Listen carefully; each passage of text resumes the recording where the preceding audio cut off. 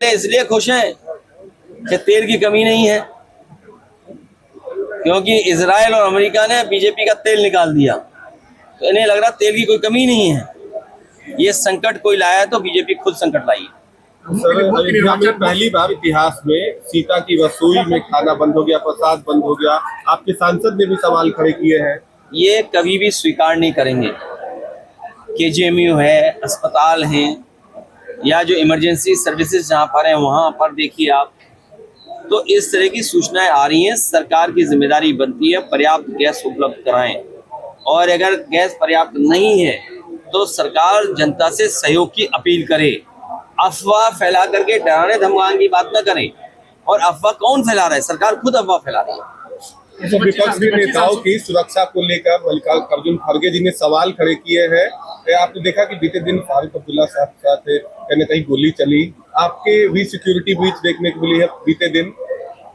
फारूक अब्दुल्ला साहब सीनियर नेता हैं, और मैंने पहले भी कहा फिर कहता हूँ, उनकी सुरक्षा और पर्याप्त सुरक्षा का इंतजाम सरकार को करना चाहिए, क्योंकि ये हमारे लीडर्स हैं जो महत्वपूर्ण योगदान समाज और देश को दिशा देने में कर सकते हैं। उनकी सुरक्षा से किसी भी तरह से खिलवाड़ नहीं होना चाहिए। एसआईआर को लेकर लगातार सवाल खड़े हो रहे थे, अब मुख्य निर्वाचन आयोग के खिलाफ हम उसके पक्ष में हैं, हमारी पार्टी उसमें पक्ष में है, क्योंकि चुनाव आयोग सुन ही नहीं रहा। और उत्तर प्रदेश के ही हमारे कैमरे जानते हैं, बाई इलेक्शन में बताओ कैसी लूट बची थी। इन प्रशासन के लोगों ने पूरा चुनाव लूट लिया, सब कैमरे में कैद है। और इलेक्शन कमीशन क्या कर रहा था उस समय? सोचिए, इलेक्शन कमीशन कुछ बोला ही नहीं, अधिकारियों ने वोट डाल लिए, पुलिस ने ड्रेस बदल के वोट डाल लिए, पूरा बाई इलेक्शन लूट लिया।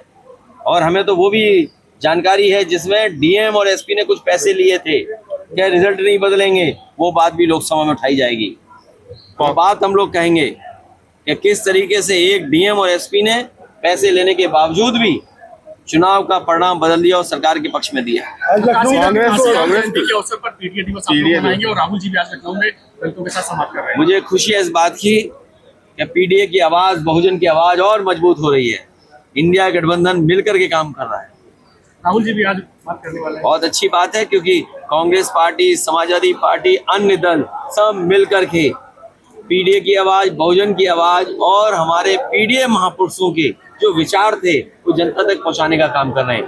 क्योंकि जहां कानून की राज की बात हो, वहीं सामाजिक न्याय के राज की स्थापना के लिए हम लोग आगे बढ़े।